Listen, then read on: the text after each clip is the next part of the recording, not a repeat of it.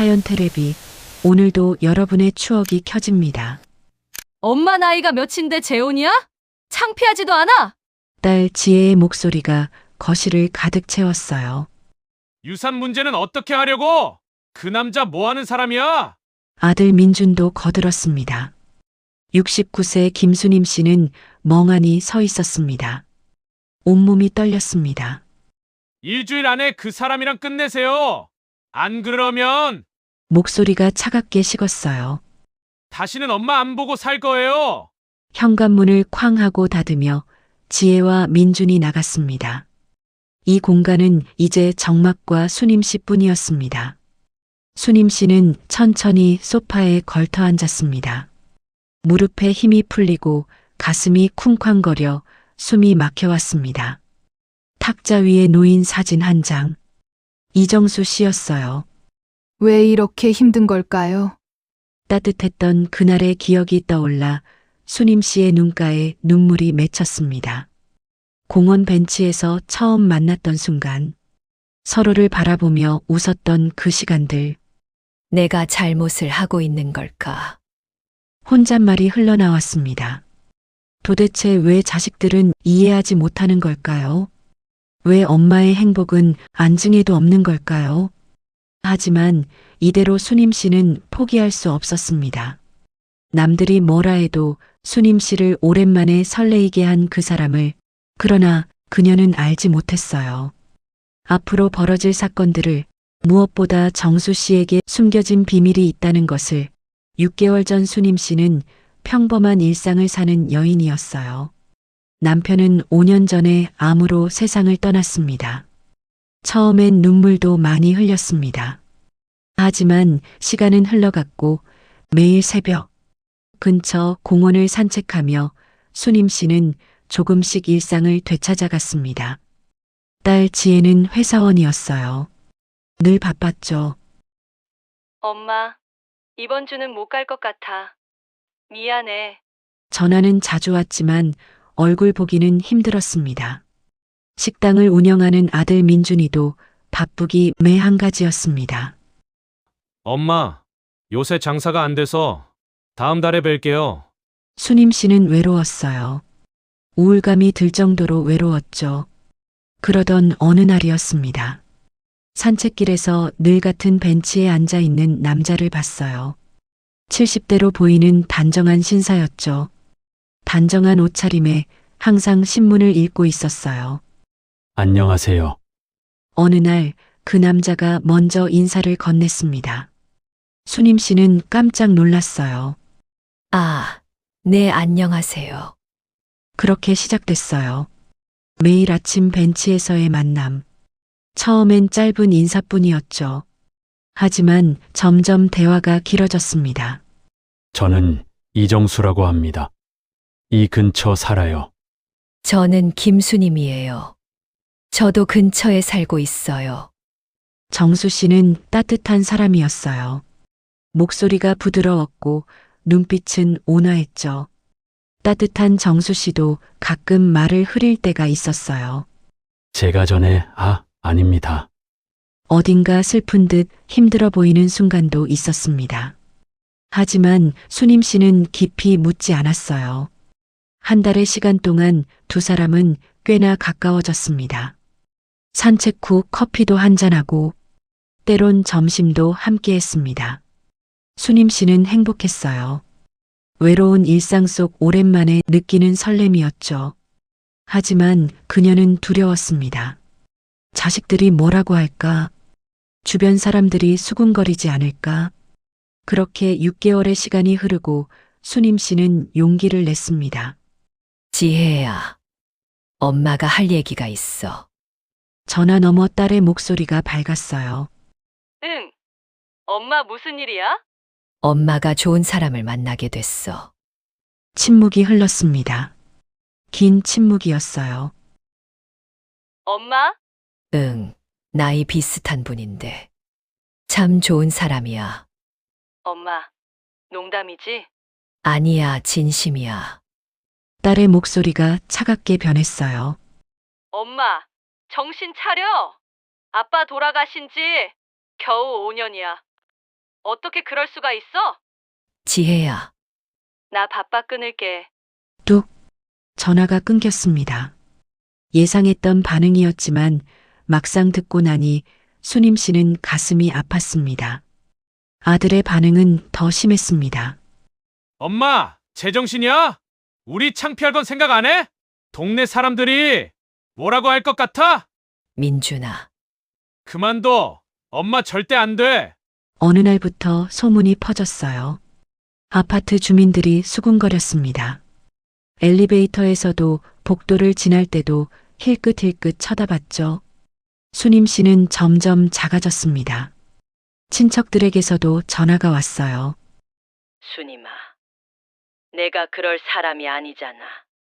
죽은 지혜 아빠가 뭐라고 하겠어. 체면 좀 생각해.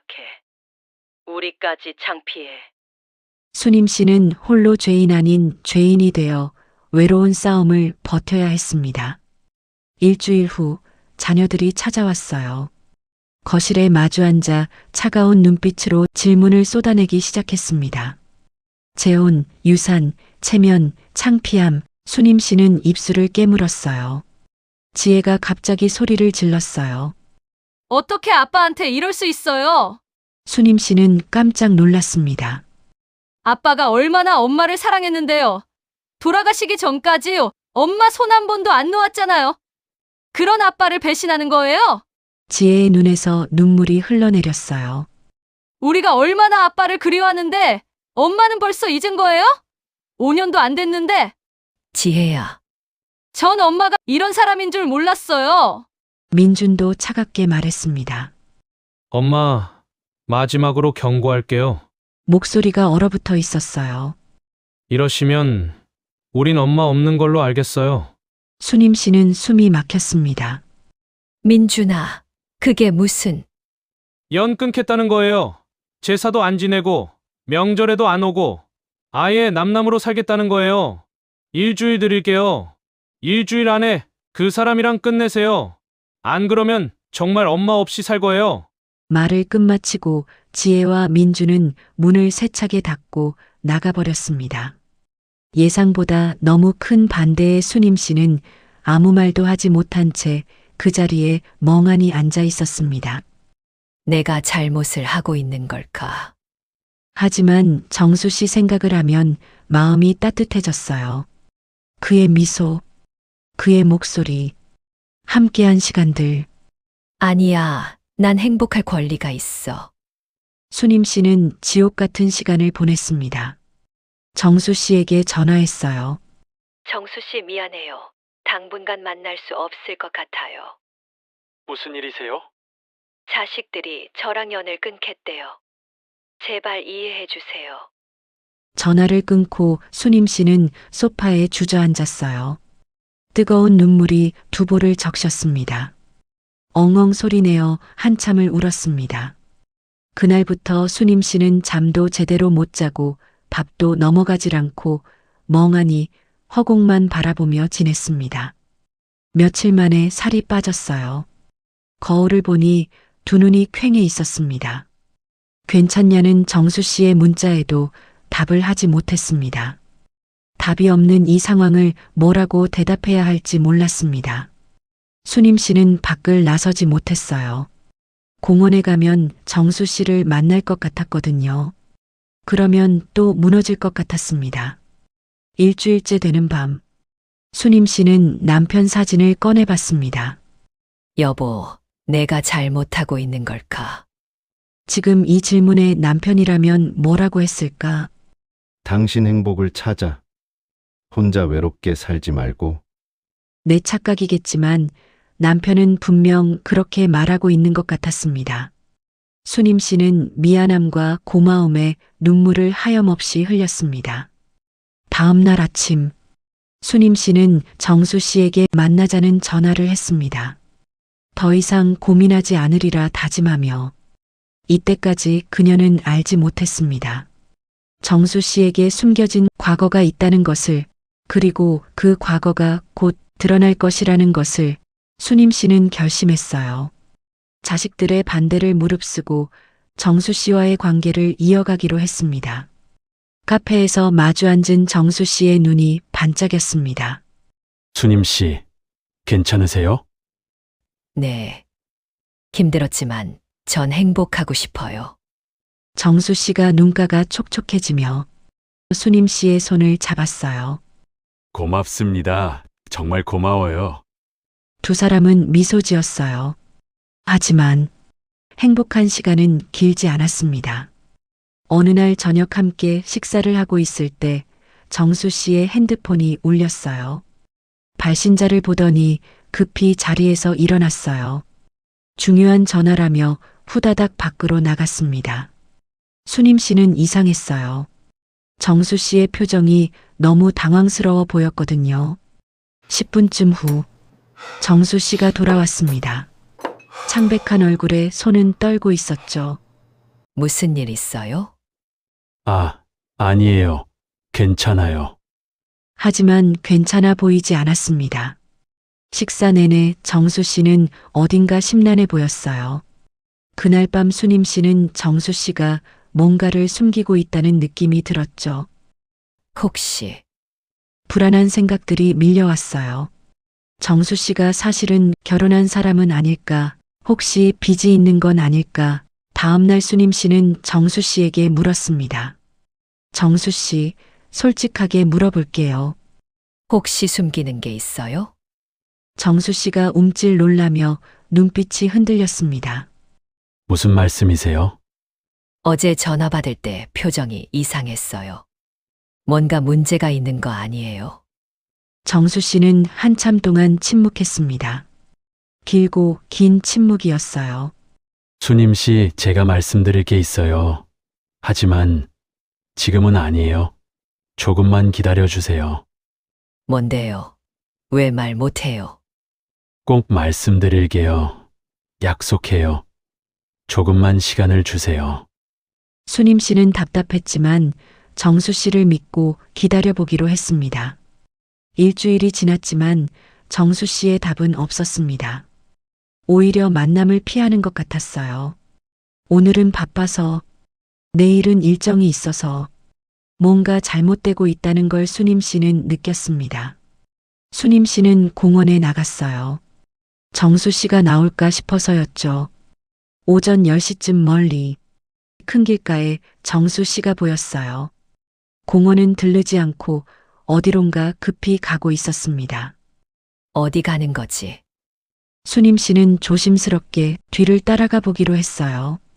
가슴이 두근두근 뛰었습니다. 정수 씨는 지하철을 타고 30분쯤 지나 어느 병원 앞에 도착했어요. 병원. 뭔가 이상했습니다. 정수 씨는 건강하다고 했거든요. 수님 씨는 조심스럽게 뒤를 따라갔어요. 정수 씨는 병원 로비를 지나 병동으로 올라갔어요. 3층 복도 끝 어느 병실 앞에 잠시 머뭇거리다 들어가는 게 보였어요. 수님 씨는 숨죽이며 다가갔어요. 301호 김영희. 누구지? 수님 씨는 가슴이 철렁했습니다. 수님 씨는 몰래 병실 문에 달린 작은 창을 통해 조심스레 안을 들여다봤어요. 병원 침대에 70대로 보이는 여자가 누워 있었습니다. 야윈 얼굴을 하고 연보라색 비닐을 쓰고 있었습니다. 정수 씨가 그 여자 옆에 앉아 여자의 이름을 불렀습니다.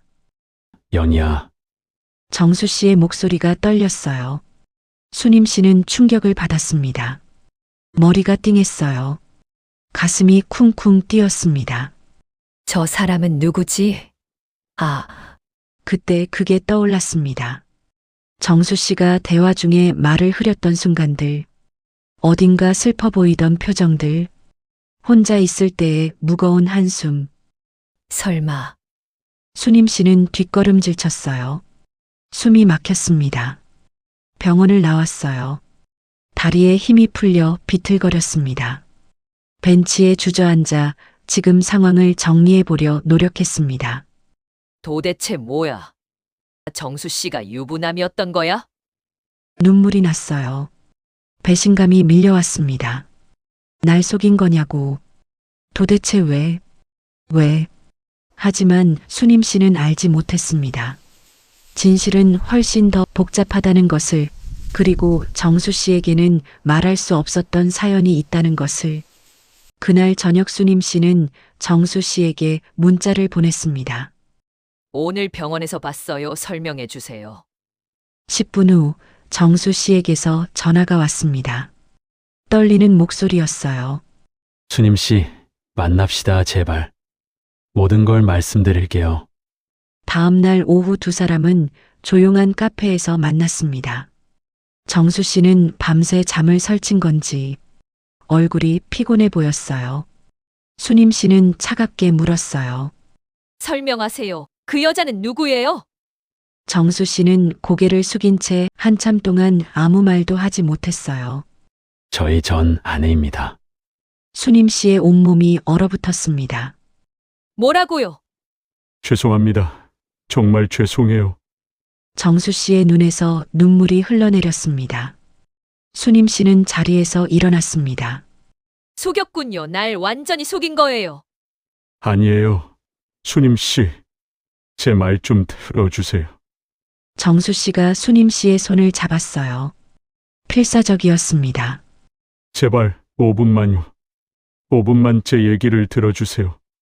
수님 씨는 다시 앉았습니다. 하지만 표정은 여전히 차가웠어요. 정수 씨가 떨리는 목소리로 말하기 시작했습니다. 영희는 제 전 아내예요. 25년 전에 이혼했어요. 수님 씨의 표정이 조금 풀렸습니다. 그럼 지금은 네, 법적으로 남남이에요. 25년 동안 각자의 삶을 살았죠. 정수 씨는 잠시 숨을 고르더니 계속 말했어요. 이혼 후 영희는 재혼을 했어요. 전 홀로 살았고요. 가끔 안부만 묻는 사이였어요. 수님 씨는 조용히 정수 씨의 이야기를 들었습니다. 그런데 3년 전이었어요. 정수 씨의 눈에서 눈물이 멈추지 않았어요. 영희에게서 연락이 왔어요. 췌장암 말기라고 의사가 6개월 시한부라고 했대요. 하지만 영희는 기적적으로 지금까지 살아있죠.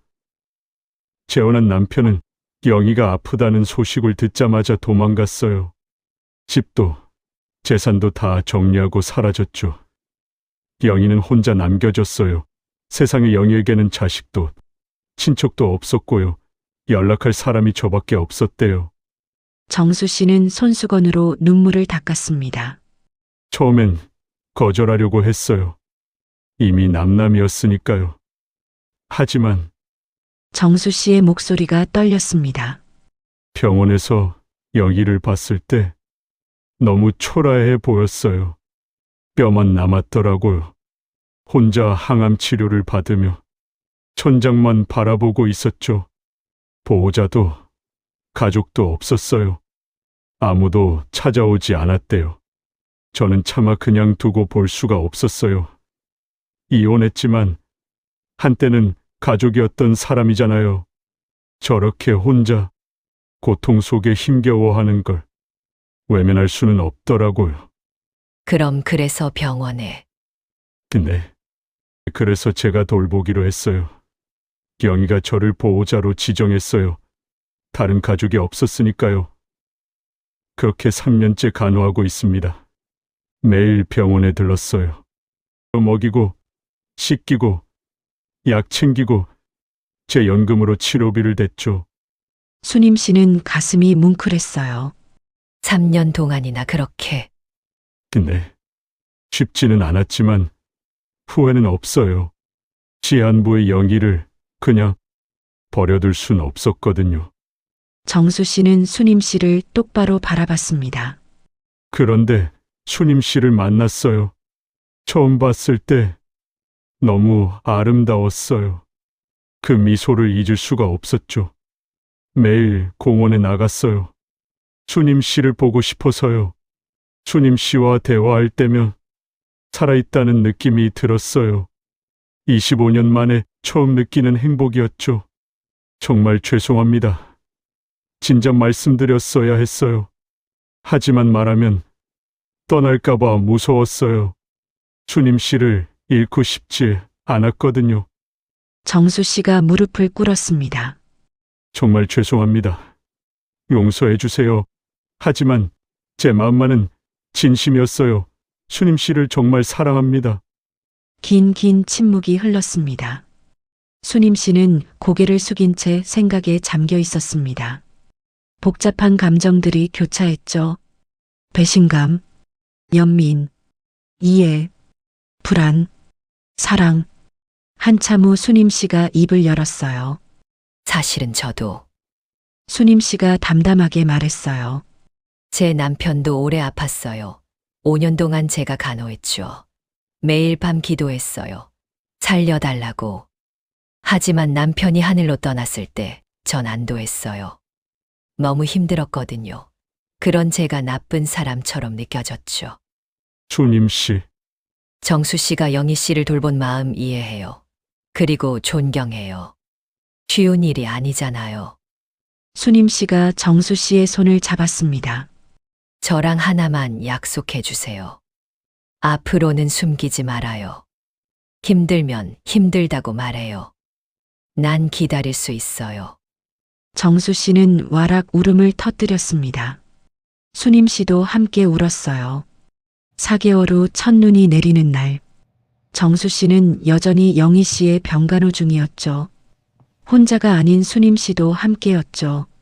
정수 씨를 돕기 위해서였습니다. 영희 씨, 오늘 기분은 어때요? 수님 씨가 밝게 웃었어요. 영희 씨도 미소 지었습니다. 고마워요, 수님 씨. 영희 씨의 목소리는 작았지만 따뜻했어요. 정수가 좋은 사람 만났네요. 다행이에요. 정수 씨는 조용히 두 사람을 바라봤습니다. 눈시울이 붉어졌어요. 한 달이 흘렀어요. 수님 씨는 더 이상 미룰 수 없었습니다. 자식들에게 문자를 보냈어요. 지혜야, 민준아. 엄마 얘기 좀 들어줄 수 있니? 한 번만 만나서 이야기 좀 들어주려. 이틀 후 지혜에게서 답장이 왔습니다. 알겠어요, 엄마. 토요일 오후 2시. 집은 불편하니 집 앞 카페에서 봬요. 토요일이 됐어요. 카페 구석자리. 수님 씨와 정수 씨가 먼저 앉아 있었습니다. 정수 씨의 손이 떨렸어요. 괜찮으실 거예요. 수님 씨가 그의 손을 꽉 잡았습니다. 지혜와 민준이 들어왔어요. 표정이 딱딱했습니다. 인사도 없이 앉았죠. 긴 침묵이 흘렀어요. 수님 씨가 먼저 입을 열었습니다. 와줘서 고마워. 이쪽은 정수 씨야. 정수 씨가 일어나 고개를 숙였어요. 이정수입니다. 처음 뵙겠습니다. 민준이 차갑게 말했습니다. 앉으세요. 할 말 있으시면 어서 하시죠. 정수 씨는 다시 앉았어요. 심호흡을 했습니다. 저는 오래전에 이혼해 이전 아내와 각자의 삶을 살았죠. 정수 씨는 천천히 담담하게 말했어요. 전 아내 영희의 시한부 판정, 재혼 남편의 도주, 혼자 남겨진 영희, 그리고 3년간의 간호. 제가 돌보지 않으면 영희는 정말 혼자였습니다. 민준이 물었어요. 목소리가 조금 부드러워졌습니다. 3년이나요? 네. 매일 병원에 들렀습니다. 쉽지는 않았지만 정수 씨는 잠시 말을 멈췄어요. 눈시울이 붉어졌습니다. 후회는 없습니다. 수님 씨가 말했어요. 난 정수 씨의 상황을 알아.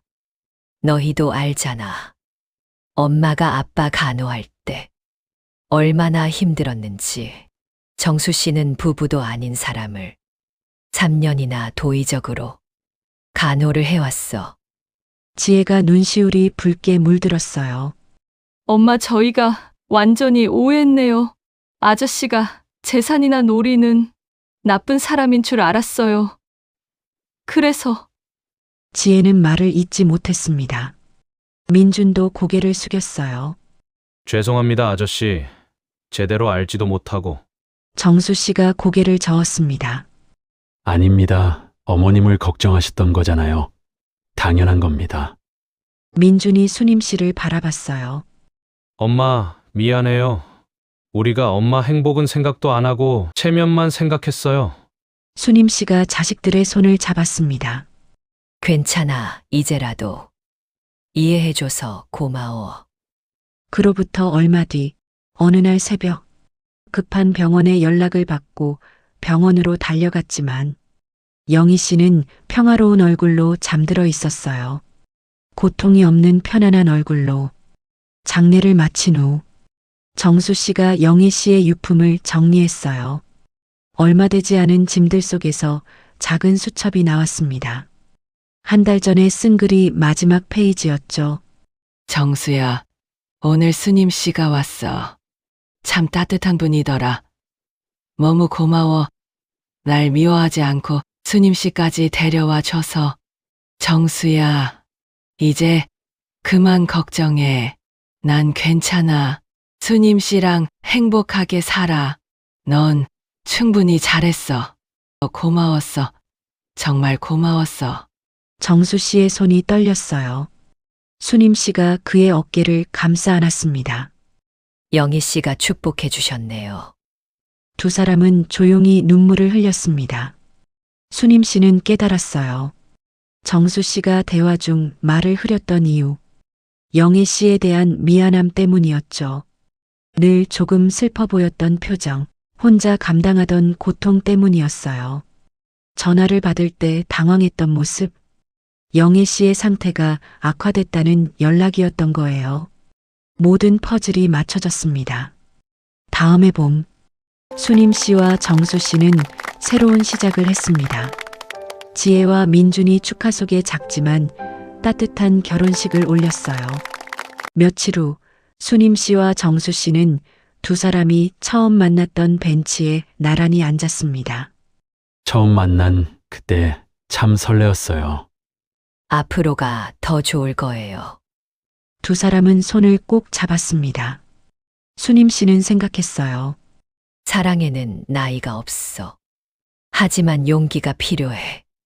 정수 씨도 생각했습니다. 진심은 통하는구나. 굳게 닫힌 사람의 마음도 열 만큼. 황혼의 나이에 찾은 사랑, 자식들의 반대를 뛰어넘은 용기, 그리고 서로를 이해하는 마음. 두 사람은 이제 손잡고 웃으며 행복하게 늙어갈 거예요. 진정한 사랑은 나이를 초월합니다. 그리고 진심은 언제나 전해지죠. 여러분도 용기를 내보세요. 행복해질 권리는 누구에게나 있으니까요. 오늘 이야기는 여기까지입니다. 이야기가 마음에 드셨다면 구독과 좋아요 부탁드려요. 알림 설정까지 해주시면 새로운 이야기를 가장 먼저 만나보실 수 있습니다. 여러분의 소중한 사연도 기다리고 있어요. 댓글로 들려주세요. 감사합니다.